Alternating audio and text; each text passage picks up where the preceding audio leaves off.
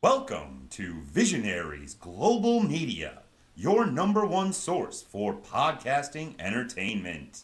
Visionaries Global Media, envisioning excellence on a global scale.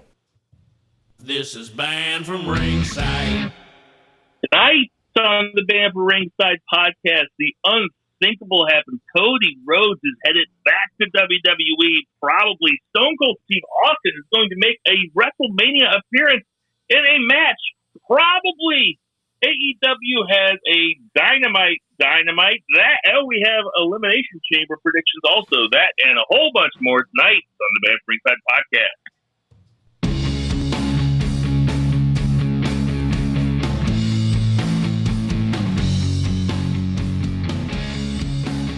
It's that 9 to 5. It's time to feel alive. Hello, Mark. So welcome to the Banned from Ringside podcast. As always, I'm your host, Bill Bakey, a.k.a. Sylvester Alone. And out there in South City, St. Louis, we have Jason Cornelius Bell. What's going on, JCB? Hey, man. Hey, Vice. Why you take my AK, dog? Okay? Hang on, man. I'm the only single guy amongst the three of us, at least. Jinder Mahal just AKA he ain't even single here, okay? So yeah, out of the BFR crew, I'm the only single guy here. How you gonna take my AK, man? How you gonna take my AK? It's like Jinder Mahal that ass. And on that level, we note, allow us to bow our heads as I read from the latest edition of the Banned from Ringside podcast, volume 244, chapter 3, verse 14, and the good smart saith, #boo the heels. It is all good, baby. Listen, share, subscribe, repeat, the holy trinity of BFR. I hate when a week of wrestling is just so boring. There's like nothing going on. And before we have to even talk about, recording, we're like, what are we going to talk about? What are we going to talk about? We're just going to slap some things together tonight, see what happens. So, if it's not good, blame the professional wrestling world on this one. Wait, have you used that AKA before when I've missed the show? No. Oh, okay. All right. And out there totally in Portland, Oregon, we have Two Beers, Zach Coleman. What's going on, Two Beers? BFR West of the house. How much? I am 3 beers, Zach. So welcome to the shitstorm. Full disclaimer: I have no future access, and also a lot of remorse for what happens this evening. So whatever it is, I'm sorry, I won't remember it. But it's here for posterity. Oh shit! I wish we were together for this one. Sound like this podcast might be sworn into testimony sometime. 240 what? I wasn't there for 244. No. It's a huge week of wrestling, big news week, big outside the ring stuff going on, and unfortunately Mother Nature didn't feel like playing along because it is probably worse weather out there now than the last time we had to do this remote. So in the interest of safety, all three of us, we're not together. Jason and I are usually in the same room, but we couldn't be tonight because it is straight up ice. It rained all day, and then it got really fucking cold. It's supposed to be like 8 degrees out, like right now. Yesterday was like 6. It was completely stupid. So, but we're going to make it work, and we're going to have some fun. And I say without further ado, let's go ahead and get to that recount.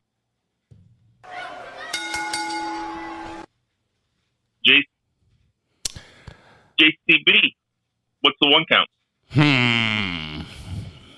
If you had Cody Rhodes leaves AEW on your bingo card for 2022, you need to run out and buy some lottery tickets ASAP. When I found this out, I wasn't sure if this was being a troll job or if I was being played or not. So, of course, I had to go to multiple different sources. I put it on our text thread. I'll let the boys give their reaction to it here in a second. For me, I'm still a little shocked that it happened. There's something that we don't know, if it's contract or booking or a combination of the two. But just for me, it seems really odd that Cody Rhodes would give up what I would consider his dream job. When he left WWE, we all celebrated. When he started to tour independently in ROH, Glory Pro, he did New Japan for a little bit. You know, he kind of set the bar to say, hey, you know, there can be success out of WWE. Dave Meltzer opens his mouth. The next thing you know, they're packing in the not Chicago Center, but in Chicago for the original All Out. And now this happens. Do I see signs looking back? Kind of, maybe. I mean, the booking towards the end doesn't really make a lot of sense upon retrospect if we're going to play Monday Night Quarterback. I'll just say this. If he does go to WWE and all signs say that he is going to WWE, it would really behoove Vince to treat him like a megastar. You can't let him come in and shit on him like I would expect the typical petty Vince reaction to be. If he lets Cody come in and he shits on him right away, that's going to shy anybody else from coming over. And right now, WWE kind of needs an influx of even talent. I won't even say new talent, just talent. Okay, the top of the card is the top of the card, and everybody else is fighting for the crumbs off the table. If he treats Cody like a legit superstar and gives him a hard push, then other people would feel more inclined to come back or go to WWE. If he doesn't, then you'll see a bunch of Roman, Brock, Austin. We'll talk about that in a second. But yeah, those are my initial thoughts on Cody leaving AEW and possibly going to WWE.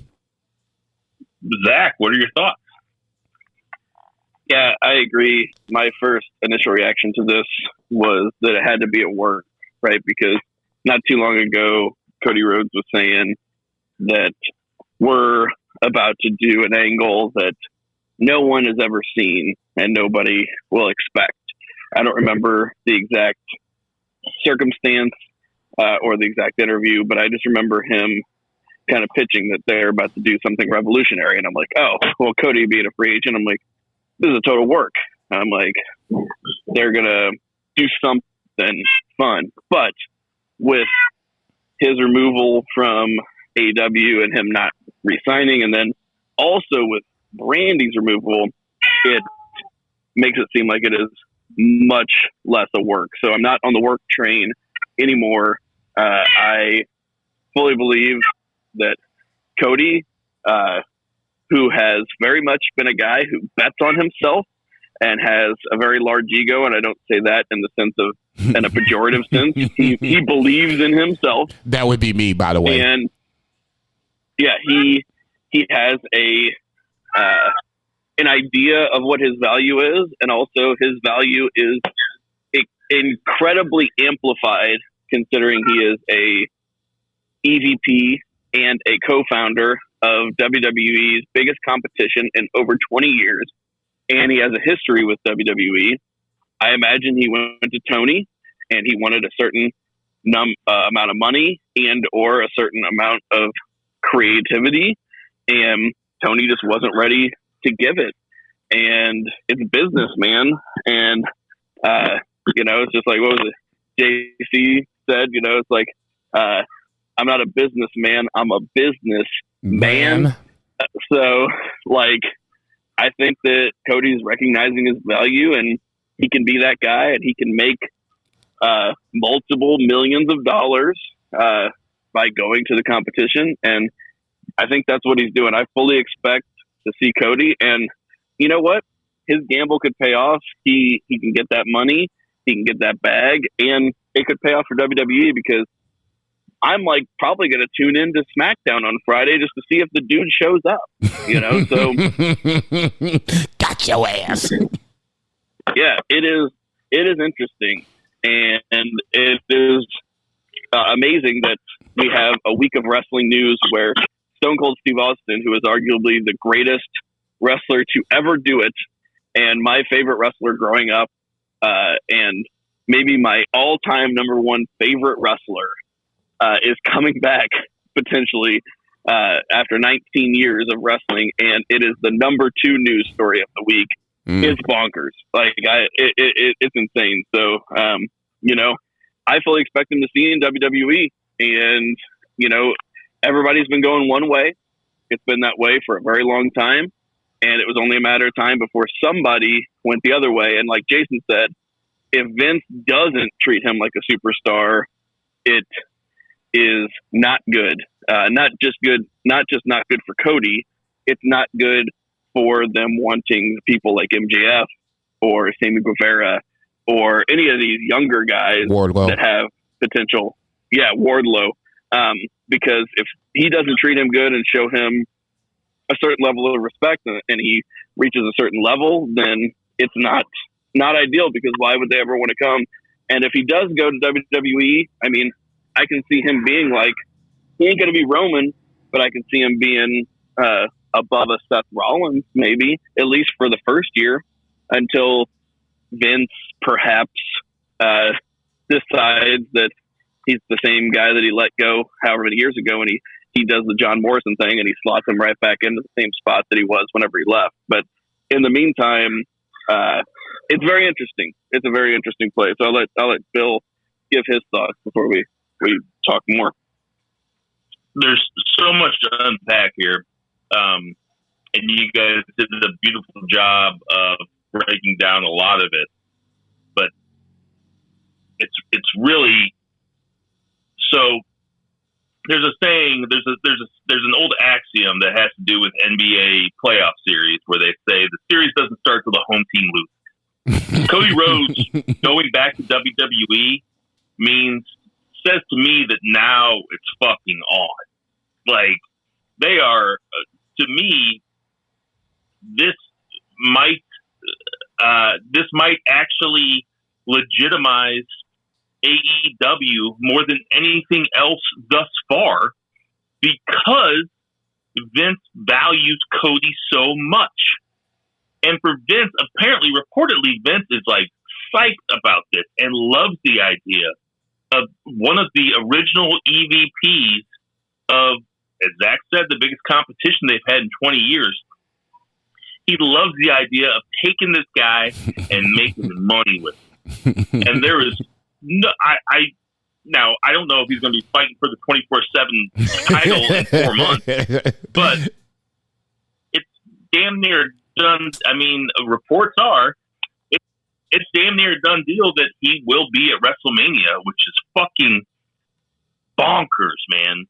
When you guys first texted me, I said that's a work, no fucking way. And we know it's not a work now, because if it were a work now, that means both promotions would have to be in on it, along with guys like Wade Keller. I mean, Wade Keller is not trying to work anybody. That's not his job to try to work people. It makes that last Cody promo, the one that we talked about kind of being rambling, and we were like, what the fuck is he talking about? Mm-hmm. And he kind of cut a promo on CM Punk and said the pipe bomb changed everything, but I was the one that went out and did all those things that CM Punk talked about doing, but he was cutting a promo on Sammy Guevara, but he was talking about Punk the whole time. Man, I bet it was a lot more acrimonious than either side is letting on right now. Cody has to be pissed to leave AEW at this early in the game. I mean, they haven't even been on TV for 3 years yet. The booking was always strange. I thought it was funny that when Tony Khan had his press release, he listed himself as CEO, head of creative, head writer. He gave himself like 6 different titles. Mm-hmm. And maybe there's some sense of, we did this together and now you're taking all the credit for it. By the way, if Tony Khan is the head of creative, the guy should take all the titles that he wants, because Tony Khan is booking the shit out of that company, in my opinion. He 100% is. I mean, those news reports of him taking booking from the EVPs was 100% accurate. And we can see it. Like, if you look at earlier Dynamite, you remember all the schmazes and all the after match brawls and stuff. That stuff like stopped happening. And Tony Khan, I mean, he deserves a lot. Like, I am not one to advocate for billionaires. If you know me, I am 100% that is not in my attitude. But I will give credit where credit's due, and he's doing a great job. And I think Cody, he has that ego and he has a certain sense of booking. And I think Cody would be more one to double down on his booking mistakes because he thinks that he's right. And we saw that, we saw that of the booking things happening over and over, and we were just kind of like not as into it. Dynamite's gotten better since then. So, I don't want to step on your stuff. But yeah, I think you're 100% on the money. You say that you're not for billionaires, but you still got that Romney Ryan sticker on the back of your car, dude. I saw it last time I saw you. But that's not true. That's not true. He just knows that I'm gonna have across the country and I can't fight him. But I had to look up Mitt Romney's. While you were talking, I was like, "Who the fuck was Romney's running mate?" I had to look it up because I thought the joke would be better than Bush Quayle. But I mean, there has to be some real bad blood between those guys, especially for Cody to kind of like, this is kind of some ultimate heel shit, man. He's going back to the evil empire to try and crush the thing that he helped build. I mean, you couldn't have a work any better than this. You couldn't make a work as good as this. This is exciting stuff, and I'm here for it. Now, we also need to talk about, because I do think that Vince will present him in a big way to rub it in. I think if Cody were smart, and I think that he is, Cody might have some stipulations in a contract that says you will not be booking me in to get squashed by Omos, like me and I don't know, name somebody, me and Oda, or me and Tucker get squashed by Omos or something. I'm sure he'll have something in the contract, but let's fancy book a little bit. What's Cody doing at WrestleMania? Does Cody show up before WrestleMania? Does Cody show up the night after WrestleMania? What's going on? Jason?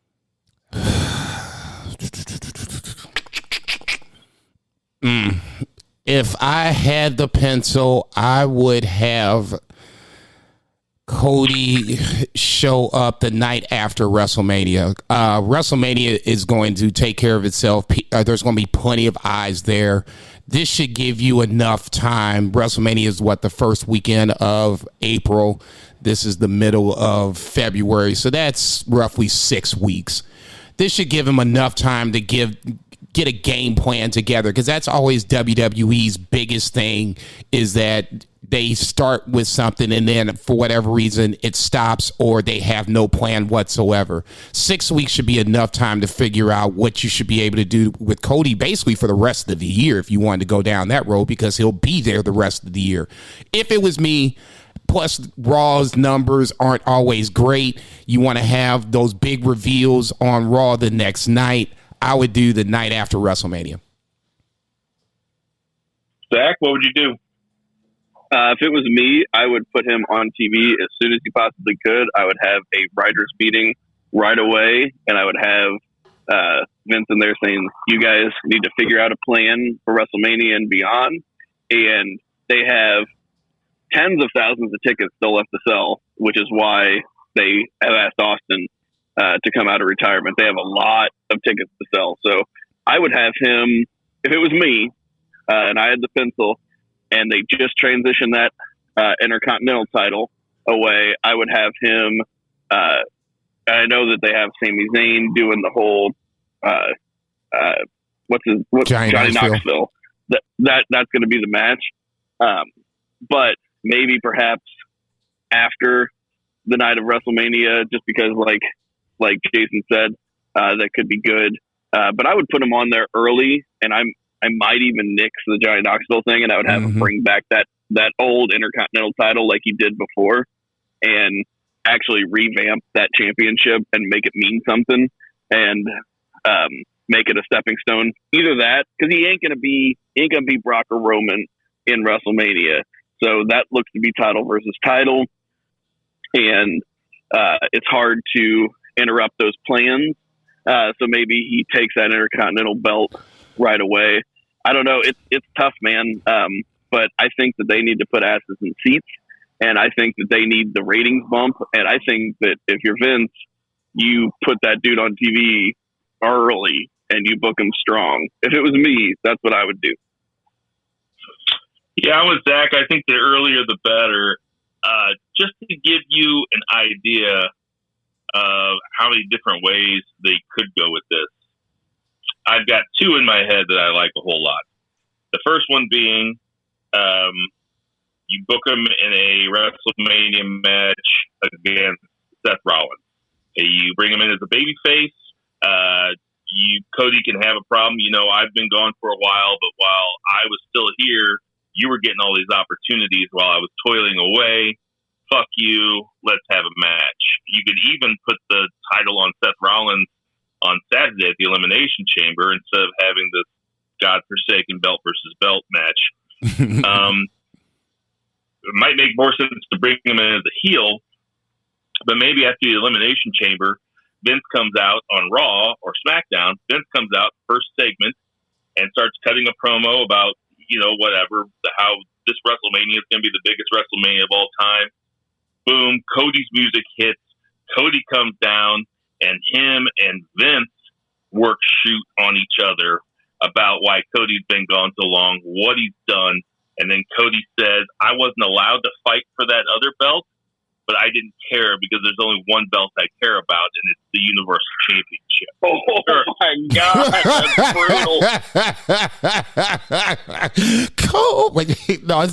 Damn, I got to say it. Cold-blooded. I thought we was at your house, Bill. Go ahead.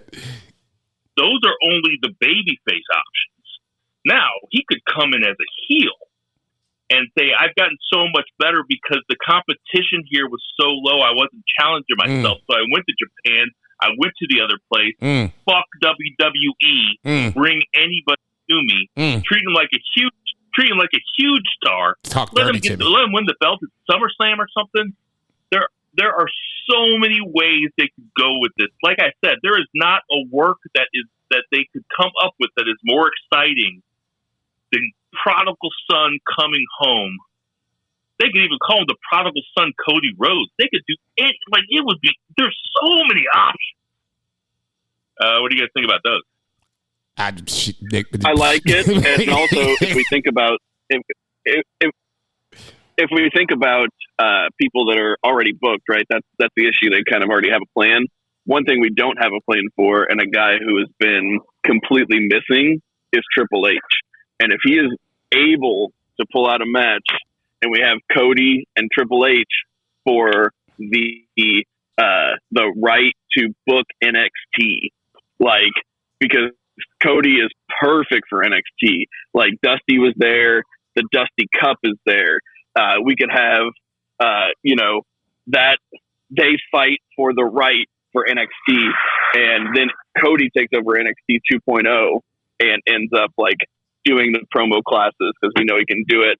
And being that face on that NXT 2.0 brand that actually used to compete with AEW, that would be something truly special. I'll just touch on Triple H first. I'm not sure because I don't know, obviously, but from what I read, it doesn't sound like Triple H is going to make a in-ring return anytime soon, if at all. Don't get me wrong. If we're going to play, if Zach had the pencil, that sounds like a fucking amazing idea, and I would be totally down for it. Cody would have to win. Otherwise, we're talking about the things that I've been talking about earlier on in the first part of the one count. We talked about when he would come back. the other thing I wanted to bring up, and this is just kind of going back to, maybe some of the quote unquote bad blood that possibly could be there. Do you think Cody had to sign a NDA on the way out the door? I'm sure he did I'm sure that they asked about it for insider stuff as far as like the larger aspects of the business. And I honestly think that he probably would have signed one because, there's, like Bill said, there's probably some bad blood. It's probably worse than it seems.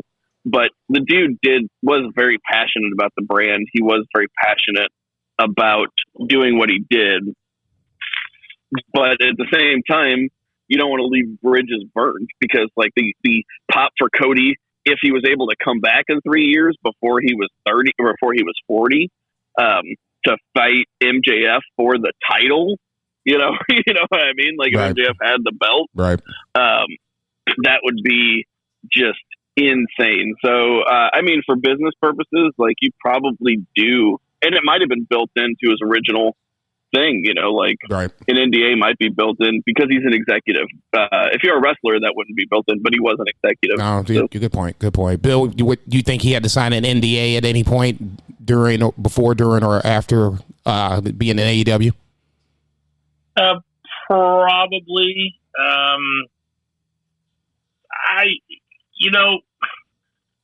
God, it's just so.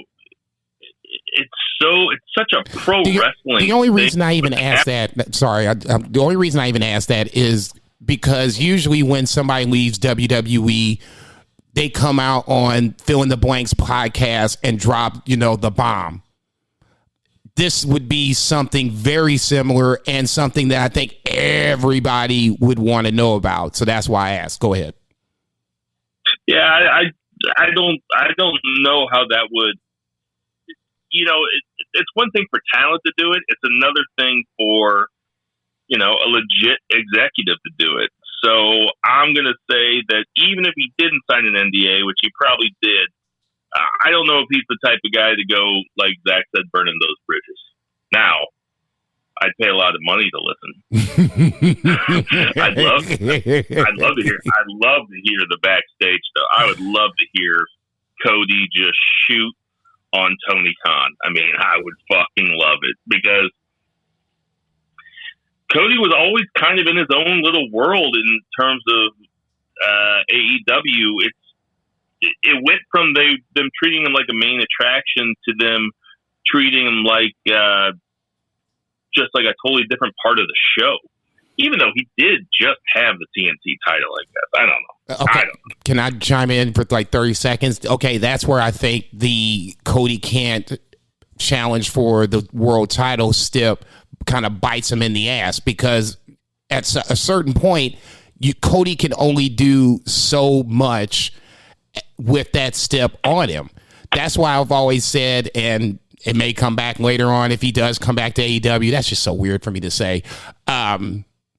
I always thought that in this like heel run, he kind of teased a little bit that possibly he could use that EVP power and say, you know what, fuck this step.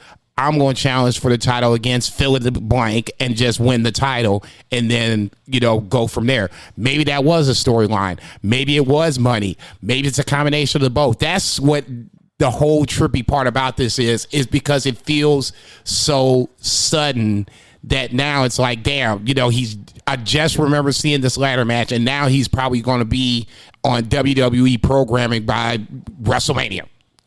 That's some trippy shit. Yeah, and Daniel Bryan was just on WrestleMania last year.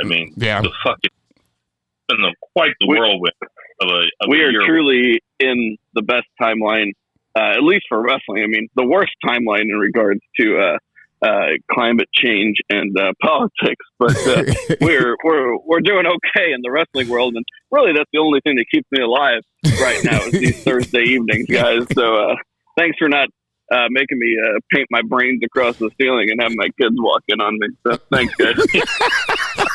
Jesus Christ. Okay. If you have a fourth beer there, Zach. Yeah, right. But no, we insist. I'm on the fifth now, so we're on number 5. Empty stomach boys over here. All right. But we actually did not talk. So kind of the reason behind some of this, like, I think we might have gotten Cody staying, but because of the nature of the business, because of the CM Punk coming back, because of Bryan Danielson, because of Adam Cole, Cody is expendable. I mean, think about it. Like, we talk about how the roster is stacked, and Cody's a big part of it, but, like, he ain't, like, necessary, man. Like, there is so much cool shit for them to do without Cody Rhodes, and it kind of sucks for him in AEW, but it is great for him in another way. Like, he can still get that bag elsewhere. So, but without access to all of this talent, without having these amazing dream matches, like, just think about if he made Bryan Danielson even the TNT championship, you could book him every single week for an entire year for dream matches where he would never lose and nobody would be mad because it's so good. Like, we have great creative here. And it is not his fault. He did a great thing starting this company, and I will certainly never fault him for what he did. He did amazing stuff. And I think what we're really seeing is the personification of one of my favorite Cody promos ever, which is him going from undesirable to ungoddamn deniable. Like, yeah. You want me back now, huh? Go ahead, say it again. Say it shit again. The truth is that he's more valuable to WWE than he is to AEW. Agreed. Right now, I can totally exactly agree with that. Yeah, I was getting ready to say WWE needs him way more, and it's not a knock against Cody, like you said. It's right now, Cody doesn't feel nearly as important as he, I guess, should be? Question mark.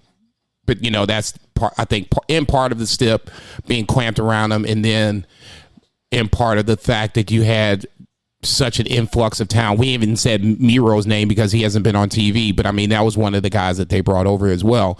So, I mean, at that point, you know, you kind of, you know, hey, Cody, you can hang out backstage if you want to. But I mean, dude, J-Bell, just imagine, you've been in your gig for a long time. Imagine they start hiring some hotshot motherfuckers, and you end up like getting the same pay rate, and they're like, oh, we hired this person for $5 more an hour. Oh, and then we also got this person. They're making $10 more an hour than you are. Right, and you're like, I've been here the whole time. I've been building this. Right, stuff. Yeah. You're like, I want this. And they're like, nope. No. You know? All right, man, I'm out.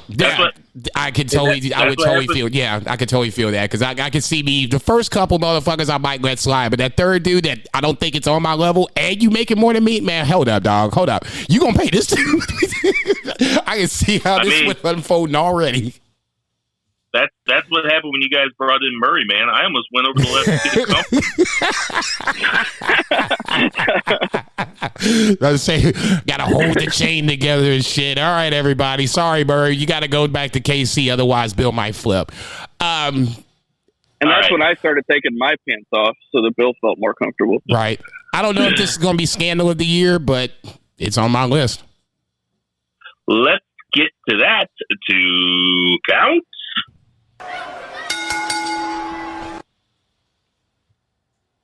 Two beer. What's the 2 count? 2 count. The aforementioned return of Stone Cold Steve Austin. So, you know, I mentioned it before. You know, I grew up in a very small town, and I was very anti-establishment in regards to that small town. I didn't listen to country music. I sure as shit didn't wear camo. And Stone Cold Steve Austin made a lot of that shit cool to me. He also made, in a different way, professional wrestling cool to a lot of people who would not otherwise do it. Professional wrestling has never been cooler than when Stone Cold Steve Austin was at the top. And he's been retired for 19 years, and he had a lot of health problems, you know, like Owen Hart broke his neck. He was wrestling with knee braces on both legs, throughout the whole thing. And it makes sense that he retired when he did. But he has still maintained his credibility. He also has a very high kind of, he thinks highly of the work that he did, is the way that I want to put it. And so he would not just return for a simple paycheck, because he was very proud of the work that he did, and he didn't want to lessen that. But we're in a different climate. We're in a climate where dudes like Goldberg are making $2-3 million per match. And Stone Cold's very successful in his other endeavors. He makes a pretty goddamn good IPA. I know if you're in St. Louis, you can buy it from Panda. So seek out Dave Scarmano. He'll tell you where you can buy the Austin Broken Skull IPA. But yeah, like, dude, he's probably coming back for WrestleMania against Kevin Owens, which is the perfect opponent for him, especially with the Stun Owens stun. And, a lot of people say this will be a 30-second match, 2-minute match. I don't think so. If he comes back, which it seems to be a done deal, if he does, I think they do 10, less than 15, more than 10. And he will probably take nothing less than $2 million per match, but he'll get that Saudi Arabia money. He'll get that WrestleMania money. And, it's just a different climate. And I'm here for it. I was here for Shawn Michaels doing the Saudi Arabia thing. As much as I hate the blood money, and as bad as that match sucked, and I'm sorry that Shawn Michaels landed on his head with his moonsault, it was still so cool for me to see HBK back in action. And I think it'll be similar for Stone Cold. No moonsaults, but, I think that we will have a Stone Cold Steve Austin in-ring return of some kind, because they are grossing $1 billion a year, and they are struggling for anything to be relevant, even though they are grossing that much money. So, that is the play. Like, Kevin Owens has been, talking down on Texas throughout Monday Night Raw. So we'll see where it leads to if it actually happens. But yeah, that's the news story. So, I mean, I'm going to tune into WrestleMania anyway. Will it make it more enjoyable? 100%. But time will tell on whether or not it's a good thing to do. Jason, where you at on it?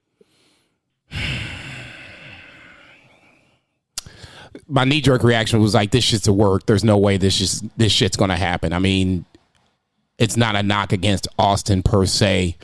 I get the connect the dots kind of deal where KO's running down Texas. It's, WrestleMania's in Texas. Who lives in Texas? Oh, okay. I was more on lines of, doing it like a little segment where KO comes out and he's running down Texas and Stone Cold comes out, basically stuns him, drinks some beers, gives everybody the middle finger and walk off. I'm not necessarily ready to see Austin come back and have a full blown match. It wouldn't be a scenario where you would put. It's not going to be the Saudi Arabia match where you got Kane and Taker versus Triple H and Shawn. Nobody can really protect somebody in scenarios where if something goes south, can this person protect somebody? That's why Shawn bounced off his head. KO, I think, is a perfect person to, at least in ring, to make sure that Austin doesn't get hurt. Do I necessarily want to see that? Not really. I mean, but it's WrestleMania. I get the why. I guess I'm like Zach when it comes to HBK. Okay, one of my favorite HBK's match of all time was the Iron Man match against Bret Hart. I watched it on VHS. Yes, I said VHS all the time, over and over and over and over and over and over and over again. So to see him bouncing on his head in Saudi Arabia, that bothered me. Okay, I'm not going to sit there and lie. That bothered the shit out of me because now I'm thinking of how great this guy was, how I went to WrestleMania and saw him, what I thought was his last match, Taker versus HBK. And now I'm seeing him bounce off his head. I don't want to see Austin do anything more to hurt himself by getting a paycheck. I get that WWE needs him there for WrestleMania, but I just don't want to see him getting hurt for a paycheck. I don't want to see him. I didn't realize it was 19 years since he's actually had a match. That's crazy talk. That's the last match that I remember, Rock versus Austin at WrestleMania, one of the better matches, arguably in WrestleMania history, that didn't have a title on it. Oh, a perfect ending. It was a perfect ending to a career. That's where I'm just like, okay, now if you're gonna do this, then you're gonna have to. It has to be right. That's why I lean towards just having him come out as a segment and just stomp out KO, because that's basically what's gonna end up. Not, KO won't get stomped out in the match. He'll go down to Austin in the match, and there's nothing wrong with that. But KO's over anyway. He doesn't need to have a match, not unless this is just what they want to do. If I had the pencil, I would have Austin stomp out KO in a segment like they've done before in the past and just keep the shit moving. That's just me. Jason said something there that, he has said some things that have shocked me over the years. He has said some things that surprised me. He has said, a lot of things, frankly, that have bored me.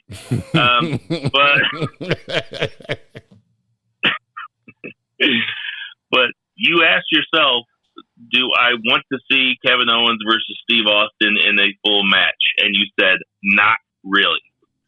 To which I say, that's fucking nuts. Are you fucking kidding me? From the KO mark of the room, by the way. Are you kidding me? Well, of course I'm a KO mark, dude, and of course I'm an Austin mark. Those guys jawing at each other. Austin doesn't even have to show up every week before WrestleMania. More so to my point. Sell the match. More so to my point. You can have them do a verbal battle on Raw all the way up to WrestleMania, and then, like I said, just have the segment, be done with it. Perfect ending to a career. Schmurfect ending to a shmurmir. Stop. It doesn't matter. There are no more sacred cows in wrestling, man. If guys are gonna come back all the time, except for maybe Flair, and Benoit probably doesn't have another match in him, but we'll see. It's hard to say. You ain't shit. I want to see Kevin Owens versus Steve Austin, and I want to see him jawing back and forth at each other. Ever since Austin got his neck broken by Owen, he came back and didn't really. It was just punch, kick, Lou says press, stunner, go home, and that's all this is going to be. Except KO should win. Obviously, yeah, he became a big brawler. Like he like you said, like the Luthes press, the kicking, the punching, and that's exactly what this will be. He was a very great technical wrestler. Broke his neck, came back as a brawler, ended up making it work, and that's a style that can work when you're old too. So, look, I'm not trying to shit on the match. Okay, if it's going to happen, it's going to happen. It's not like I'm not going to watch it. Okay, it's just it's a classic WWE WrestleMania match that I don't necessarily want to see. I get it. There's no more sacred cows. You can always go back and watch the Rock Austin match. I get it. Okay, I'm just not necessarily. If you gave me the 20 matches over the 2 days, it's not going to be on the upper echelon of matches that I want to see. Okay. You know what it's not, though, Jason? You know what it's not? It's not for a belt. It's not going to be for a belt. It's not going to be in one of the.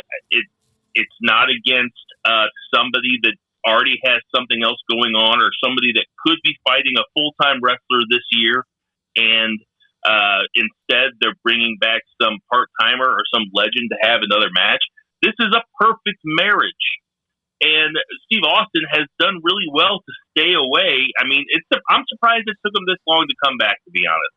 Because most guys hear that siren song of the ring and they want to come back sooner than 19 years.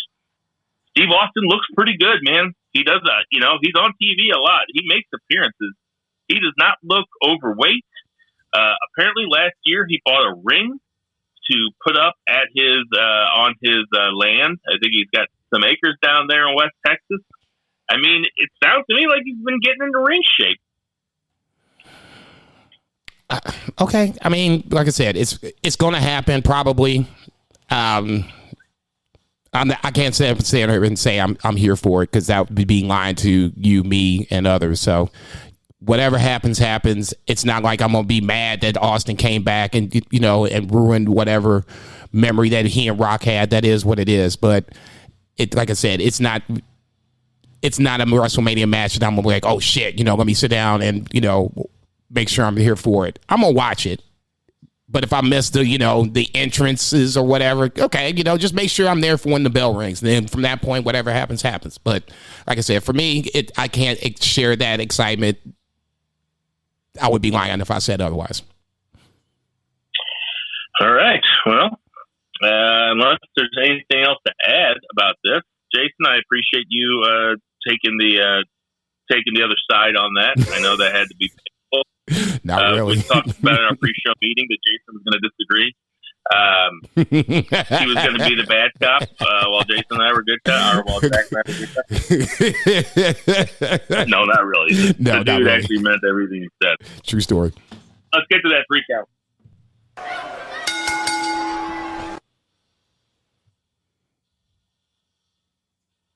All right, 3 count. We're going to do our weekly rundown of Dynamite. We will talk about the WWE main roster in our predictions segment. We might even talk a little bit about NXT later. If you guys watched it, we do have a weekly podcast about pro wrestling. I did watch the highlights, so you're welcome. I took 10 minutes out of my time to watch the highlights of NXT. So, yeah, you're welcome. Don't say you're welcome to me today, to the listeners. I would never say you're welcome to the listeners. Thank you for listening.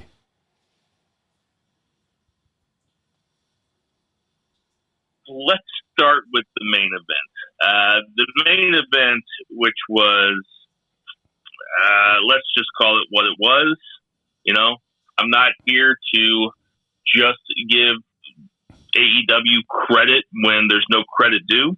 Darby Allin versus Stanley Rivera was fucking great, and I loved it. And I wasn't the biggest fan of the ending, because I still don't understand what Andrade and Matt Hardy are doing together. It's very strange. It just seems like they just threw them together, which is not what AEW does.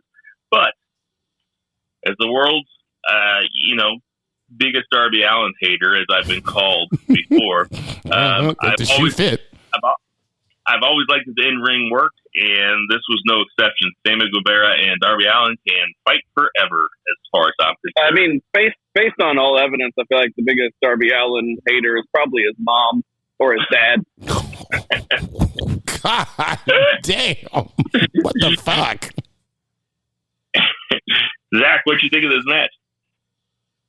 Oh, it was awesome. I mean, a lot of high spots, and I didn't love the finish. I will say, as much as I love the match, and it was a super good Dynamite main event, the ending kind of was a little too WWE for me.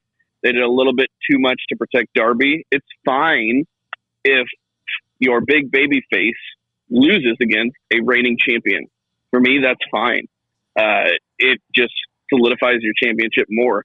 You don't have to cheapen a loss or cheapen a champion's win. So as cool as it was to see Andrade, snag those 2 belts, I think he looked real good with the belts. I think he could be a really good TNT champion. It did.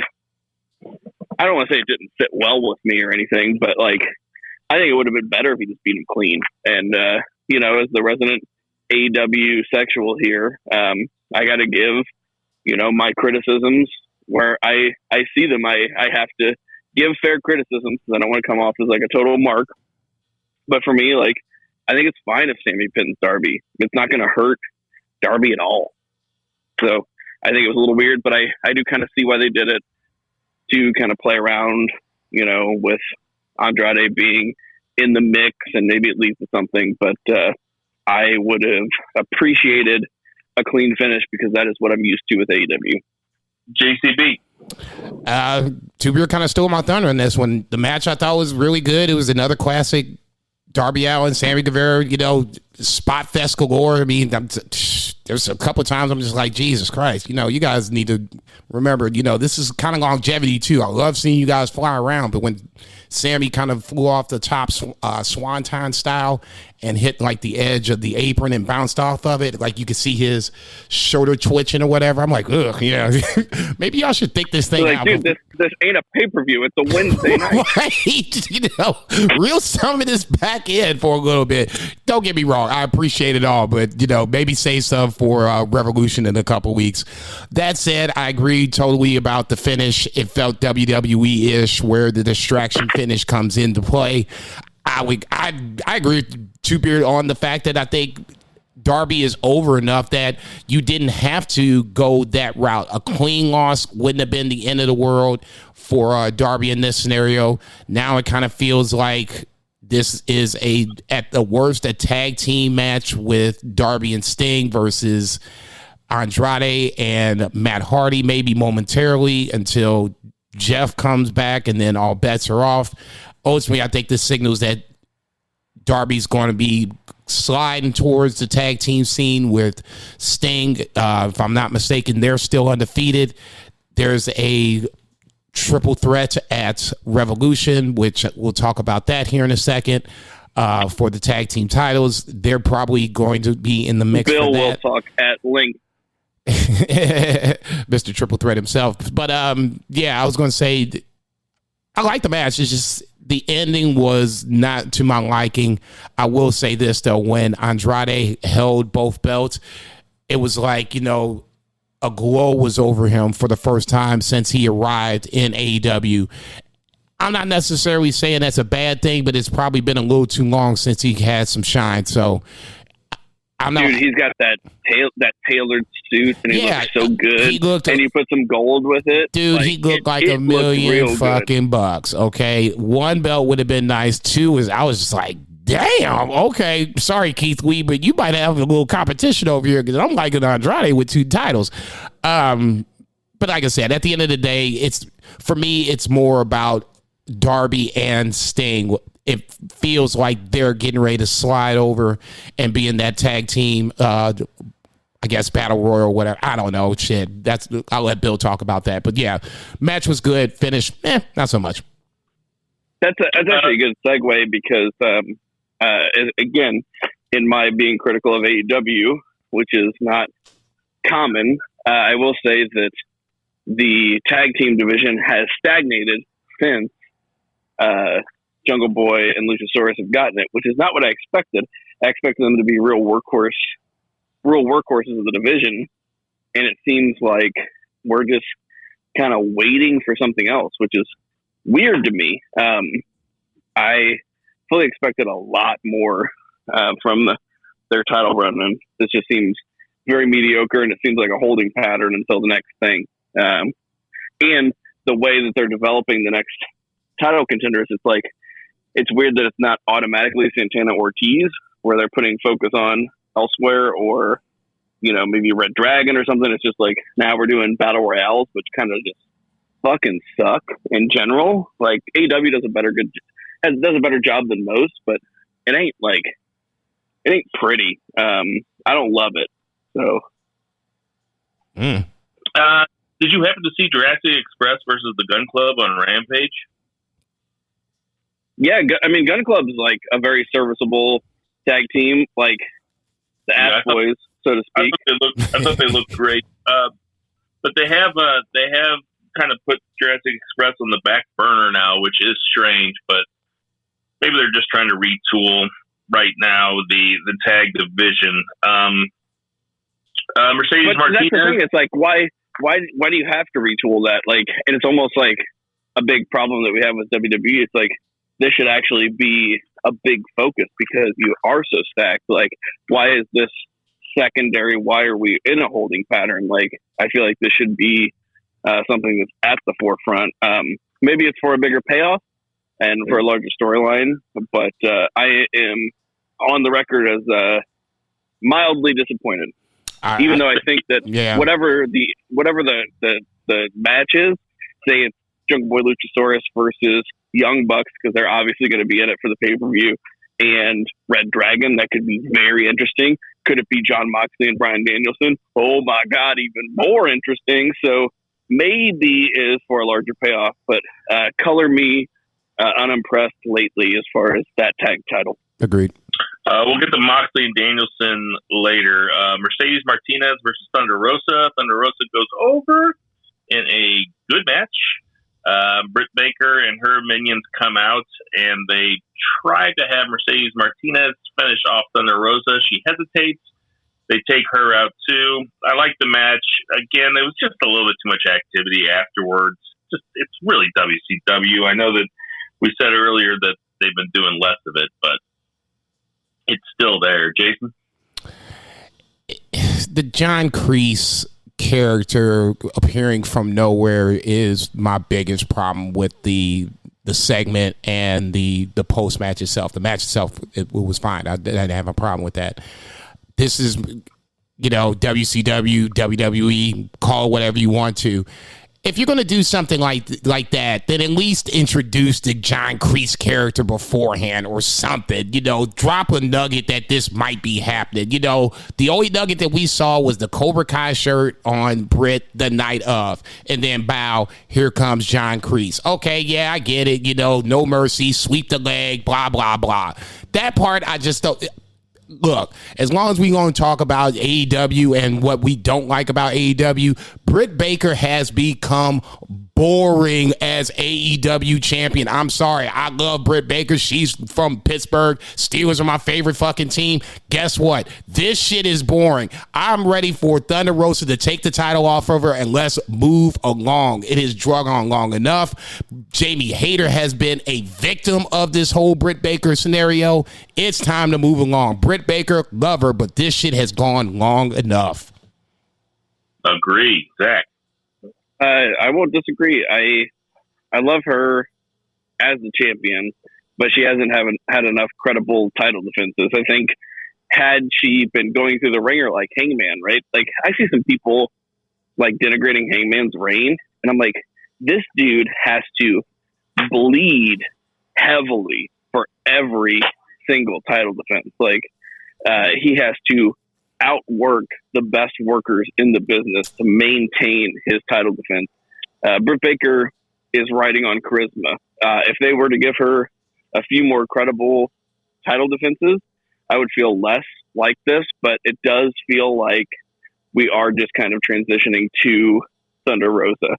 And maybe it's because they just haven't given us Thunder Rosa, and if they would have made her fight for it a little bit more, it just seems like she's having the other people fight her battles, which is heelish, but at the same time, it does diminish her reign. She's still a very entertaining character, but I still will not hear an unkind word about Hangman because that dude just puts it all out. Like, he hasn't defended a bunch, but when he has, like, dude, he won the belt with a 5-star plus match. He defended the belt with a 5-star match, and then last week he took a goddamn razor's edge or whatever you call it on a goddamn steel chair while he was bleeding from the head. He's killing it, but Britt it's not equal, and it is their top women's title, and it should be somewhat equal. What do they people that denigrate Hangman's reign, like what do they want from him? Do they not want him to fight a Broadway draw against the best wrestler in the world and then beat the wrestler in the world in 30 minutes, another one, and then kind of dispatch of Lance Archer in a Texas death match in basically 14 minutes and pack a whole bunch of match into that 14 minutes? I mean, what do they want from him? He won it from fucking Kenny Omega. Who are these fucking people? Oh, I know. It's probably Cody Rhodes' burner, isn't it? It's Cody Rhodes' Twitter. I knew it. It's been out there for so long. No, a lot of and we kind of talked about it. Factory burner. Yeah, right. They all got burners. As I say, we followed the Kevin Durant mod. A lot of people had a problem with the draw against Danielson. You know, we talked about it. I'm on record with it. I didn't have a problem with it. I get it. But a lot of people, especially with Paige having its first title defense, was looking for him to have a clean win. I didn't necessarily think that would make a lot of sense. You know, having Danielson, you know, as great as a feather in the cap as that would be, you know, I didn't think it would necessarily make sense in that spot. And I think they ultimately got it right. You know, the second time around was, you know, just as bloody, and Hangman had to, you know, pull out all the stops to get the dub. I just, like I said, for me personally, it wasn't that big a deal. I'm not even tripping off of it.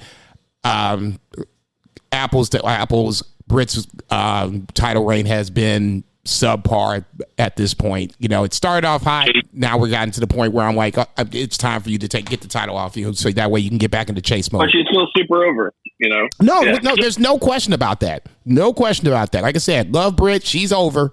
The title reign needs to be over. Let's while we're on Adam Cole, or while we're on Adam Page, what did you think, Jason, about the first Page Cole face-to-face promo segment that happened at the 8:00 hour yesterday? I think one of the criticisms with Adam Page is the fact that he doesn't, you know, cut promos very well. This one was kind of coming from the hip. He was not fucking around. He brought back, you know, how he was I won't say he was the Bullet Club lackey, but when we started the podcast 4+ years ago, Hangman Page wasn't necessarily that guy. You know, he felt like he was the next star, you know, possibly a world champion at some point, but he was in the cloud or in the shadows of Adam Cole, the Bullet Club, the Bucks, the Elite, whomever, whatever you want to call them at the time. So now you fast forward, you know, years later, it's like now Hangman Page had to remind him, you know, look, you thought you were going to be in this spot. Now I'm the guy that's with the title. You know, I'm the guy that you're going to have to go through to get to that title. So in that scenario, I thought it was, you know, it was a nice way to connect the dots. I thought Cole was on point per usual. The handshake, I kind of was like, okay, what's getting ready to happen? Enter Red Dragon. So, I mean, in that scenario, it all kind of, you know, I was wondering where Red Dragon was. They're coming back. So they'll be back for the tag team battle royal, I guess, for next week. The promo, the segment itself, I thought was really good. I thought Page was the only question mark about it coming in, and I thought he nailed it. You know, I really liked this, and I do not think that Adam Page is not good on promos, because when I talked about my promos of the year, I think, even though it was only a couple weeks ago, I'm pretty sure that I picked Cowboy Shit as my number one promo of the year. So I think he's great. I think he's earnest.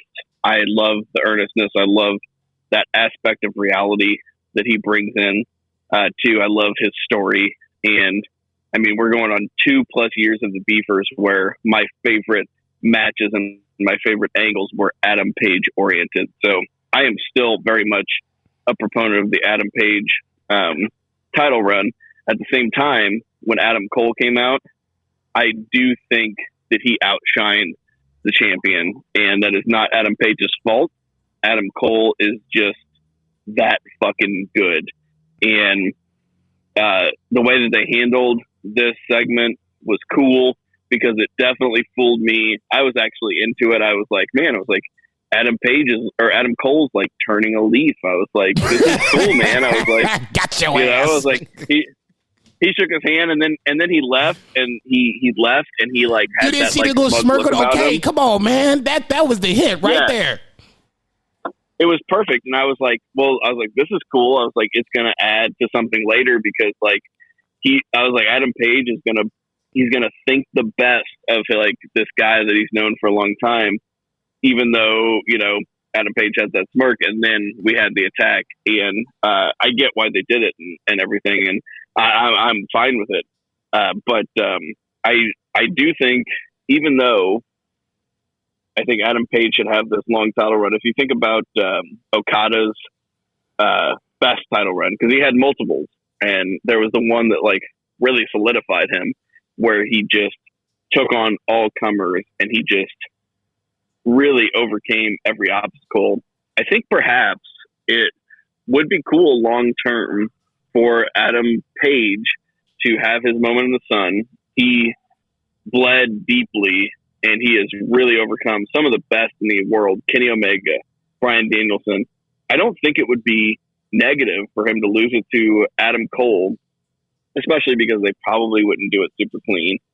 And that kind of solidified a babyface versus heel situation, because I do think that we are leading to a Red Dragon plus Adam Cole versus the Elite. And maybe, especially with Cody gone, maybe we do get that Elite reunion as babyfaces, especially with Kenny coming back, getting a babyface pop.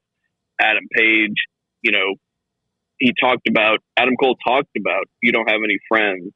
And whenever he won the title, it was pretty much on the behest of the Young Bucks. Like, it was pretty much, they haven't talked about it in kayfabe, and they haven't talked about it story-wise, but like, the Young Bucks pretty much just agreed to let Adam take this title. And it would be very cool to see a face Elite minus Cody versus Red Dragon. So it's fine, because Okada had a couple really good runs before he had his ultimate amazing run. And I only liken him to Okada in the sense that they're both amazing wrestlers, and they both were built up as stars early, but at the same time, thinking like New Japan, you don't necessarily get your Bruno Sammartino run initially. And Okada is the best championship reign that I've ever seen in my entire lifetime as a grown-up, as a person who watches wrestling regularly. And I desperately want that for Adam Page, and I think he is capable of it. And this might not be the one. Maybe it's the next title run. Maybe it's a title run after that. But he is still presented very strongly, and there are still a lot of very fun stories to tell. So I'm just here for it. A few things about this segment. I'm going to say, first and foremost, I enjoyed the segment. There was a few things that I'll put as little dinks again. Little chinks. I'm trying not to. I just said dinks, and I was like, that sounds racist, and then I called them chinks. I'm trying to say little chinks in the armor. I'm not trying. Just say chinks in the armor next time, okay, motherfucker? I'm not even drinking. The first one being, and I apologize to anybody that I might have offended. The first one being, if you have a problem with AEW for not being diverse enough, and then you turn on Dynamite at 8 o'clock, and you're like, well, I'll check it out. And the two guys that are squaring off in the middle talking about the championship match are both short white guys with long blonde hair with the first name Adam and the second name with 4 letters in it, then you would feel completely justified in whatever criticism you had about AEW. The second one being, I think that they should have gone into a little bit. They could have maybe filled in some of the blanks when they were talking about the history they had together, because to assume that the audience knows what they're talking about, when really probably even the smartest of audiences, only 15-20% probably know what the fuck they're talking about. That would have been better too. The third thing being the Dark Order's involvement in it, specifically 10 taking out like 8 guys in a row. He was standing too close to the turnbuckle. The guys were waiting in line like they were going down a water slide. Like they just kept waiting there until one got taken down, and the next one came at 10. It looked so stupid. And Adam Cole kind of looked silly for looking like he was scared that 10 just took out all these guys. You're not wrong about that, because the 10 segment was not great. I understood the necessity of it because they got to build somebody up kind of, they don't have to, they're just deciding to build somebody up to be an obstacle to overcome for Adam Cole on his way to Adam Page. And Ten's perfect for that because he's a decent worker and he's a very big guy in comparison to Adam Cole. But you're right, that part was not super excellent. I agree. It just didn't make sense. Adam Cole's got a lot of irons in the fire right now. No, it didn't. Adam Cole's got a lot of irons in the fire right now because he's dealing with his best friends that don't like each other. Kind of felt like me when I introduced Jason and Zach to each other. I was like, oh my God, who do I walk away with?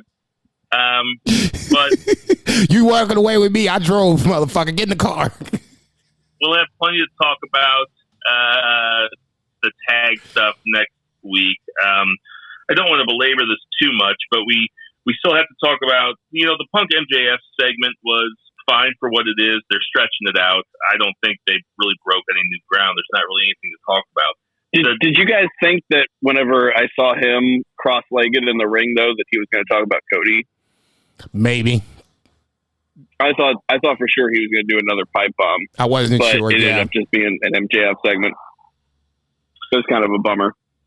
I would be lying if I didn't, say that I was a little excited to see if he was just they were going to let them talk about Cody openly, which they did. Thank God. That's the only other thing I was, was worried about going into last night. They mentioned the Dark Collar match with Cody and Brody Lee, and I'm thinking that the House of Black vignette that I'm pretty sure, don't quote me on this, that one of the symbols was the old Cody Nightmare symbol that he had on his neck. So that's the only thing I want. I mean, if Cody's gone, great, but let's not act like that motherfucker wasn't there.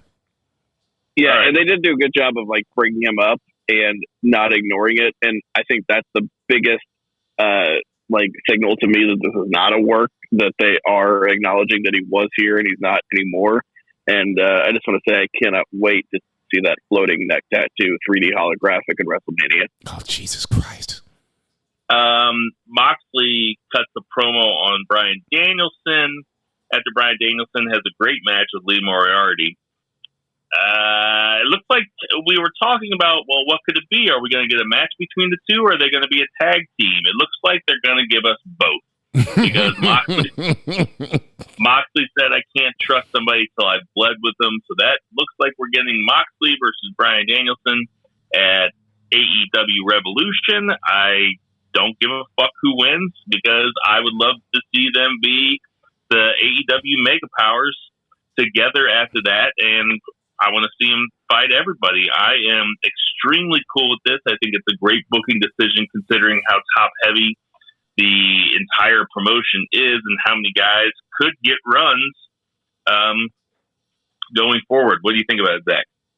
I think it's great. I definitely love the way that they set it up. I think that Moxley had an amazing, underrated promo because he just really brought it all out there. The little Tracy Smothers aspect, he got the pop by mentioning Tracy Smothers, by mentioning the fact that they had both spent time in the Indies. That's the kind of stuff that you will not see in WWE, which was very cool. And dude, Moxley is just the epitome of cool. I think it's kind of weird, and I'm kind of into it.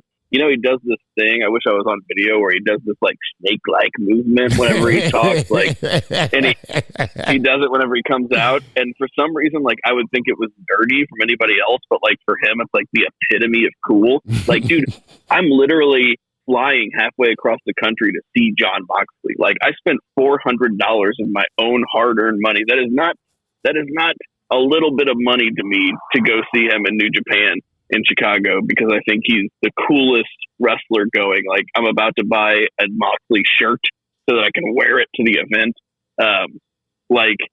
This dude is great. He is phenomenal at what he does, and I'm very excited to see what happens with him and Bryan Danielson. I think it's just very exciting.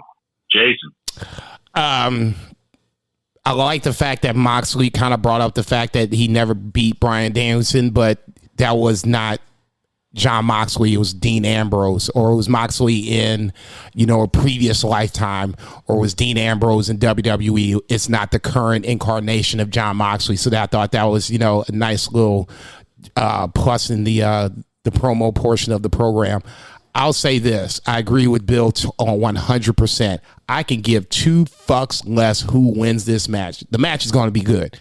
I want to see what happens afterwards moving forward, because the fact that they might actually have their own little mini faction with guys underneath them, that I'll be lying if I said I wasn't excited. Me, I like me a good faction. If you can put Moxley and Bryan Danielson on the same page, thinking the same thought, that could be some serious shit. All right. Yeah, and even though I don't care, I do think that you give Moxley the loss because Danielson just lost to Page, and I kind of want a Moxley TNT title run, like I said before, where we have between 26 and 35 weeks of Danielson just fighting all up-and-comers, and we have Danielson versus Lee Moriarty-esque matches for the next year calendar, and I think that would elevate the TNT title phenomenally, even more so than just like giving it to the person that you seem like is the most deserving, like Sammy Guevara kind of has. I think it would elevate it even more, and so whoever takes it from Danielson, it would make it even more. It'd be a big deal, palpable. Yeah, and then last but not least, we had LAX versus Santana Ortiz versus Hager and Jericho. I gotta admit, guys, I cannot tell the difference between Hager and Jericho. Can you guys? Is there? Hey man, you want to talk about what you were saying last week and what I saw on Twitter? I guess it was last night. Because I mean, this seems like a complete 180 from what you were saying last week. I was saying last week on the podcast, I was making fun of the people that sing Judas at the shows, and I was calling Jericho a flabby bastard. And I was thinking to myself as I was watching the show that even though I'm super positive and I like to make fun of the cynics and the naysayers on Twitter, the Twitter bummer people, that is what I'm doing on my podcast. Even though I'm just talking to you guys, I'm not talking to, I'm not arguing with people on Twitter. But I was watching the show last night and I was like, let people enjoy things. If people want to sing, that fucking stupid new metal song that Jericho wrote, and if Jericho wants to supersize every single one of his meals, God bless him. He's earned it. I mean, if I decided to come out to Hoobastank, I would want people to sing to it. Yes. So much for turning a new leaf on Jericho. Sounds like to me. But no, I just I really shouldn't. Wrestling's supposed to be fun, and clearly those people are having fun. And they say that a hero will save us. They're not gonna stand in the way. Oh shit! I was just having a little bit of Catholic guilt. That's all. Look but the right team went over, and now Jericho. As far as the inner circle implosion went, I thought that it was well done. I thought that it was realistic the way it done. They had a great run that lasted for a long time. LAX can now focus on the tag team division, and Jericho can move to Kingston, and Hager can go back to Oklahoma and I don't know, work at his dad's lumber yard or whatever the fuck he does. I don't even know what he does. He was doing MMA. Hager's just waiting for dog. his contract to run out. Like Hager's gonna be the next casualty of contracts running out. He's which is fine because he's got his own. He's an MMA fighter, so he can make his own money elsewhere. But I don't see his contract being renewed. But yeah, Vince should throw a bunch of money at him. That'd be funny. Everybody's going back home. What a fucking weird world we're getting to see. Watch. A lot of people gonna go back to WWE now. If Cody's done right, you'll see won't say a lot of people, but it'll be more acceptable to go back home. Yeah, and I like that Santana won with the discus lariat because that was surprising. Because that's not a normal finishing move, but I feel like it should be because the extra momentum and stuff. Like it was cool that he pinned Jericho with a discus lariat. That was cool to me. I'm just glad that they fucking won. Period. All right, that's gonna do it for our 3 counts.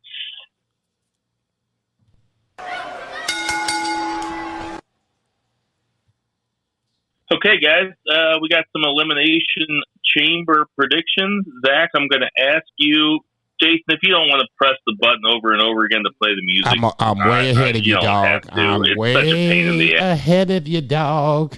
All right. I'm ready if you're ready. My bad. So, Zach, go ahead and get it started.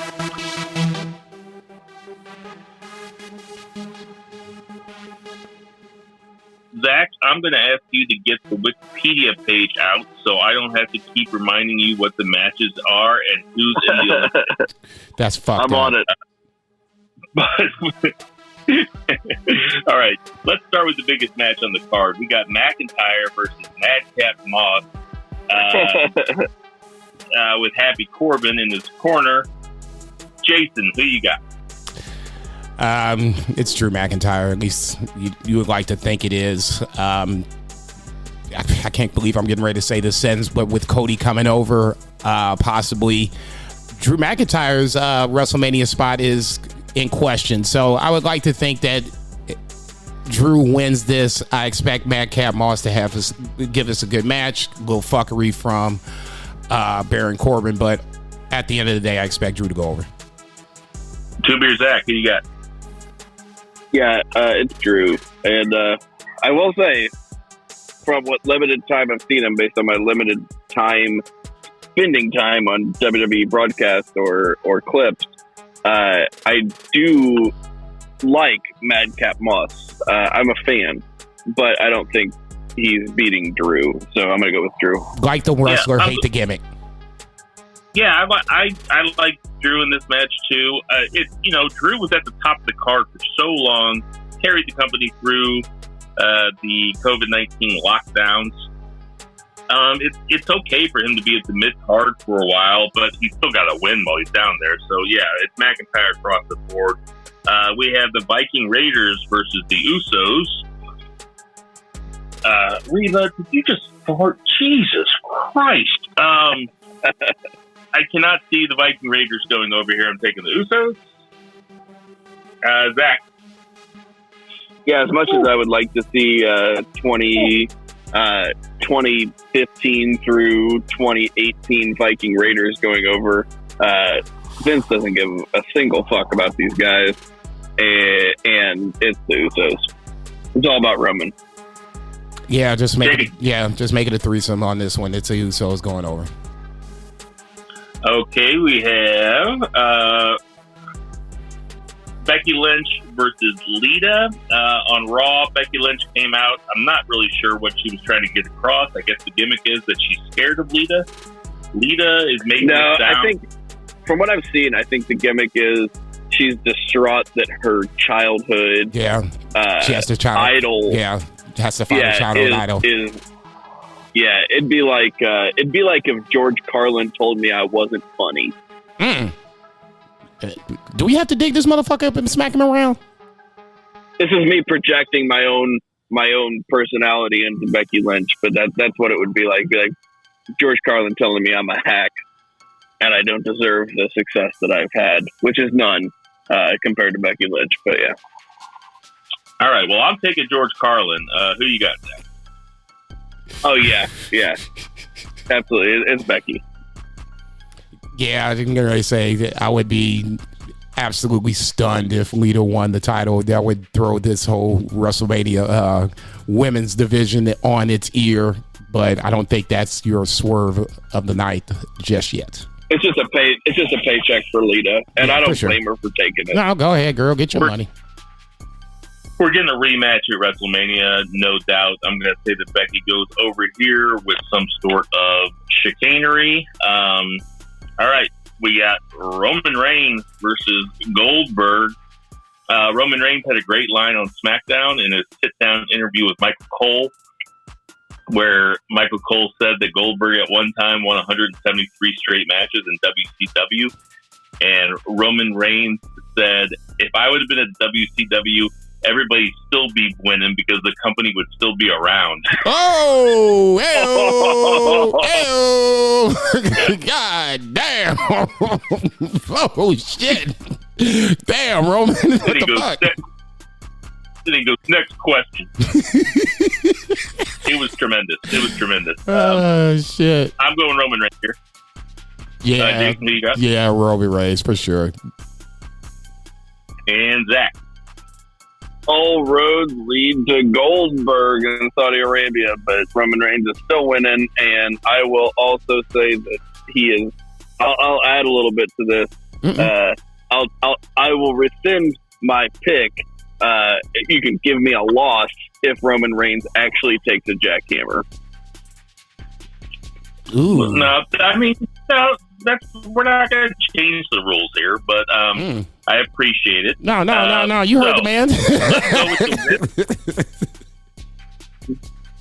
All right. Jason remembers that Braun Strowman greatest Royal Rumble win, and he's like, no, let him qualify forever. So I'll penny like that. The women's Elimination Chamber is Liv Morgan, Rhea Ripley, Bianca Belair, Doudrop, Nikki ASH, and Alexa Bliss. Did you guys happen to hear Vince Russo talking about why Alexa Bliss still has the stupid Lily gimmick? I saw something about it, but I didn't hear it. What she say? What did he say? He said that when Alexa Bliss was aligned with Bray Wyatt, that WWE probably made 10 million fucking Alexa Bliss and Lily toys that are still sitting in a warehouse right now. And when they unexpectedly got rid of Bray Wyatt, they forgot that they had all this merch that they still have to unload. So they're keeping Alexa Bliss with the Lily gimmick. And it sounded like it made sense to me. Yeah, that's plausible. Yeah. I was going to say, it ain't that so far-fetched. So, yeah, I can go with that shit.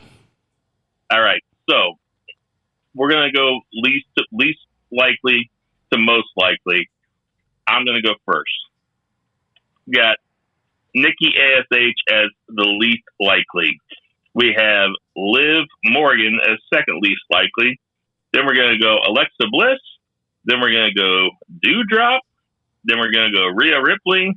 And we're going to go Bianca Belair as my pick to win the Elimination Chamber Women's in Saudi Arabia on Saturday. Jason, go ahead. Not really, but kind of on that same line. I agree with Nikki as the least likely to win. Doudrop at 5, Liv Morgan at 4, Rhea Ripley 3, Bianca 2, Alexa 1. Wow. I mean, for the record, I want Bianca Belair to win because if you're going to have a women's match at WrestleMania for both titles, one of them has to make sense. Charlotte and Ronda makes no sense. Bianca and Becky makes sense. But Alexa coming back, I don't see why what do you got? Zach, who you got? All right, least to most, I got Nikki ASH because, then Doudrop, then Liv Morgan, then Rhea Ripley, then Alexa Bliss, and then Bianca. I think Bianca will win, but Rhea will seem like she's going to win, especially after her 32-minute elimination match she just had. But it'll be another example. She'll fall a little bit short. Bianca's going to win. All right. What were your first three? I'm sorry. So Nikki ASH, Doudrop, Liv Morgan, Rhea Ripley, Alexa Bliss, Bianca Belair. Okay. And I already have my men's written down, and I will not change it, but I'm not going to go first here. Zach, I'll let you go first here for the men's elimination chamber. We got Bobby Lashley, Brock Lesnar, Seth Rollins, Austin Theory, Matt Riddle, and AJ Styles. Who you got? Least to most. Least to most, Austin Theory because he was just included. So obviously that was not the plan. So he's going to be the least. Then I'm going to go AJ Styles. After that, Matt Riddle. And then top 3, Seth Rollins, Bobby Lashley, and Brock Lesnar to win. It's gonna be like one of those like you guys ever in grade school had those like little money whirlwinds where you had to like grab the cash with all the wins and stuff, and it's just like essentially Brock Lesnar's gonna be in there grabbing like $1 million bills. Give me this shit. All right. To try to keep this exciting, I'm gonna go next because mine is exactly the same as Zach. Austin Theory last, AJ, Riddle, Rollins. I have Lesnar second, and I have Lashley first. I think that Lashley's had too good of a year for him not to have a title match at WrestleMania, and I want Lashley to have a title match at WrestleMania. I am rooting for Lashley here because I think that he deserves it. He's been doing great work. So I'm picking with my heart here, but I'm going to go Lashley as my winner. Jason. Interesting Lashley pick. I like it, but I can't say I agree with it per se for the prediction portion of the program. I'm going to go Austin Theory at 6. We're going to go Riddle at 5, AJ at 4. Top 3, we'll go Seth at 3. I'll go Lashley obviously at 2, and then obviously number 1 being Brock Lesnar. I can't see them getting away from the Brock versus Roman train. Even if they go title for title, doesn't necessarily mean they have to do it. You know, I just saw something on Pro Noah, I guess from the first of the year, where they had their champion Nakajima versus the national champion Kano. Was essentially their mid-card title, basically title for title. It would end up being a 60-minute draw. Not saying it's going to go 60 minutes, but I can see a scenario where they put the match together and nobody wins. I can see a scenario where Roman wins both titles. I can see where Brock wins both titles. Ultimately, I just can't. Where I'm going with it is, I think this train is on the track. All things lead to Roman. Brock wins the title means that you have a night 2 title versus title, Roman versus Brock. You can't get a bigger match in WWE right now than that. That's where I'm thinking. All right, some real quick odds and ends here. Looks like we're getting Champa versus Ziggler. Champa showed up on Raw. Ziggler showed up on NXT to try to help Santos Escobar win the NXT title. Champa comes out, makes a save. Braun Breaker wins. I know this is probably not what we wanted for Champa in the long run, but you have to have a little bit of anticipation for the match at least, right, Jason? You want to see the match. I'll just say this. It would be really strange for me to see Drew lose this match, especially with Champa being the quote unquote gatekeeper of NXT. It might happen in NXT. That's great. It would be, if you want to make me happy, which they don't because they don't really care about me personally, I would love to see Champa go over. It's not like Dolph needs this win.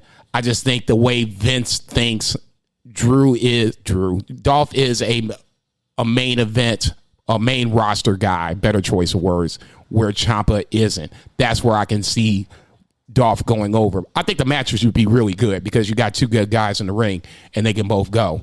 The finish is where I question it. Yeah, I would love to pick Champa, but he was on commentary. I just don't even see him giving him even an initial run. I just don't see him thinking he's a guy. So yeah, Champa. Cameron Grimes loses to Carmelo Hayes in what I thought was a really fun match. I don't know if you guys watched this match. It was good.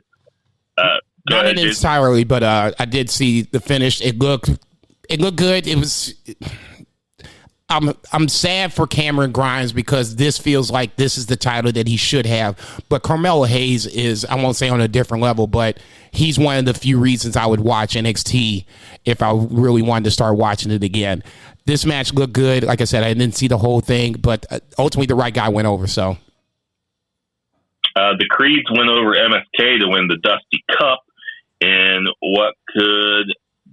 it wasn't an NXT level NXT takeover level match. It wasn't long enough, but for a TV match, it was very fucking good. Now, no real surprise here with the Creeds going over. MSK being in their way is the best way to kind of give them that rub or whatever the case may be. Malcolm Bivens is another reason why I love the Creed brothers. I think the Creed brothers are good into themselves, but Malcolm Bivens gives them that little extra spice that I like to see from tag teams or just wrestlers, managers in general. So yeah, not a huge surprise. Good to see MSK not come back and win right away.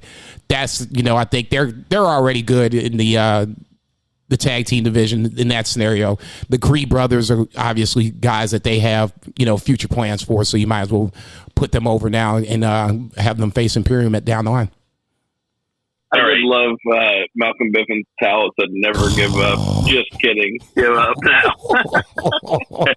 Dude, I was like, man, this dude is the greatest thing on NXT right now. Well, not the greatest thing. Carmelo Hayes, in my opinion, is the greatest thing.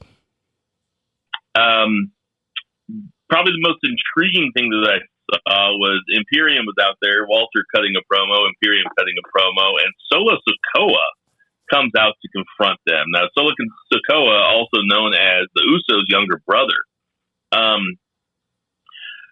Are they setting up a 3-on-3 match, which is the Usos and Solo Sikoa versus Imperium? Because I would be here for that. Nah, I think that's some serious fantasy booking.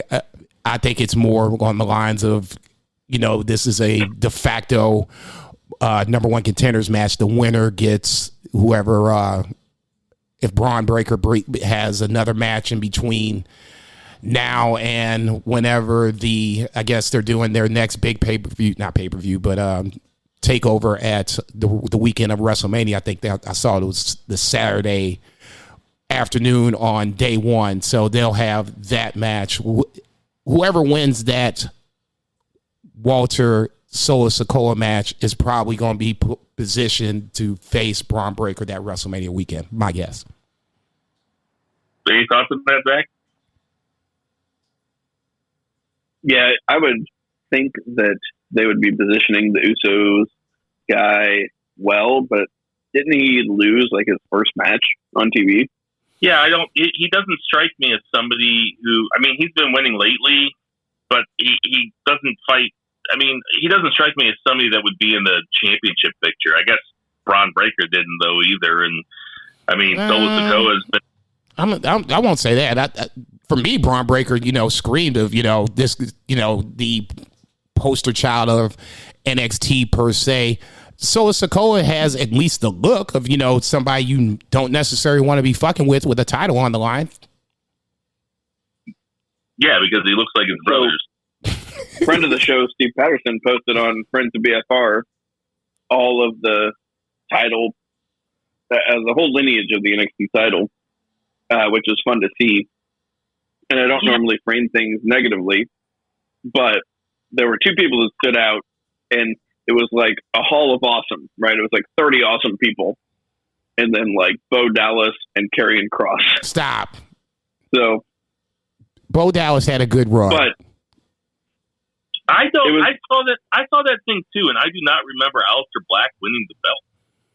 It was short. Yeah, was he got hurt. Run. Yeah, I was going to say, I think Andrade beat him, and then he subsequently was that Drew?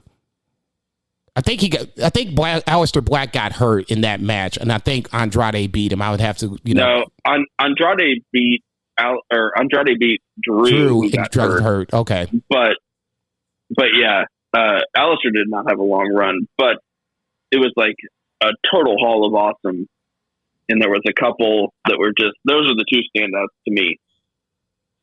And then last but not least, before we go, I got to say, in the biggest week of wrestling news that we've had in a while, the Chad Gable promo on Raw was so perfect that I could taste I could taste my college living room. It brought me back.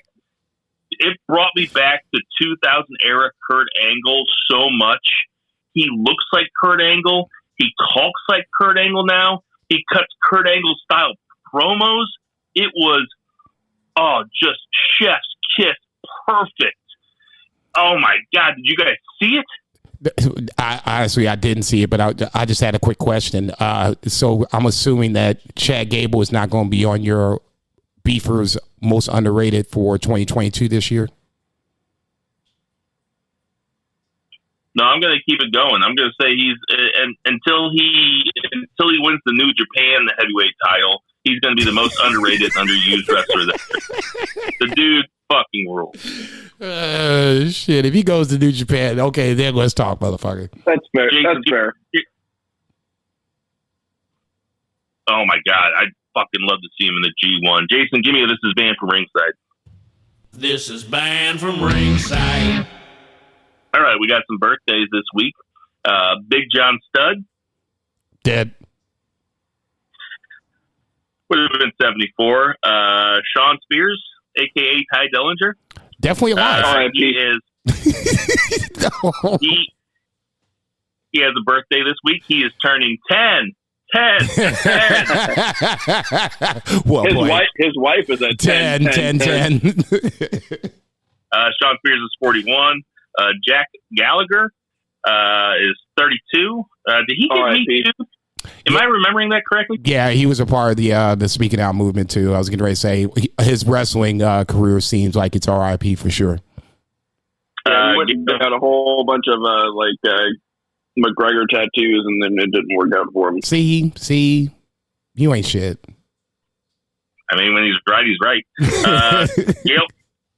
Gail Kim is 45. Killian Dane, hope you're doing okay. He's 37. I think he's helping Triple H to the bathroom. See, come on, man. Come on, dog. Yeah, motherfucker, you got jokes. Come on, man. Brodus Clay. Is that the guy that you put all the money on? You beat me too. Was it Brodus Clay versus Cody Rhodes at WrestleMania? This is it, Bill. This is it. This is where you finally win the bet. Cody Rhodes wins the WWE title, and Brodus Clay comes back from the NWA, and he beats Cody. There you go. It just took 20 plus years to do it. Dude can cut a promo, man. And you know what? I spit in the face of people who don't think it's cool. He spit in the face of people who don't think I'm cool. Carlito is 42. Jason, go ahead and hit the music. Oh, shit. Rabbit fever. Hey, everybody. We know there's tons of podcasts to listen to, so we appreciate you listening to ours. True that. For Bo Geefman, Mike. Check. For Tinder Mahal. Check. For Grandel Wrestling. Keep an eye out. Some big things happening. Double I check. can't announce it, but I know some things. We all know some things. Double check. For Murray, for Murray Check. the Murray Man Murray, for Patriot Hat. Check out their podcast, Sideways in Time. For Check. Two Beer Zach Coleman. Check. For Jason Cornelius Bell. Konnichiwa, bitches. I am Bill Vagey, and Check. everybody never forget Boo the Heels. Boo, bitch.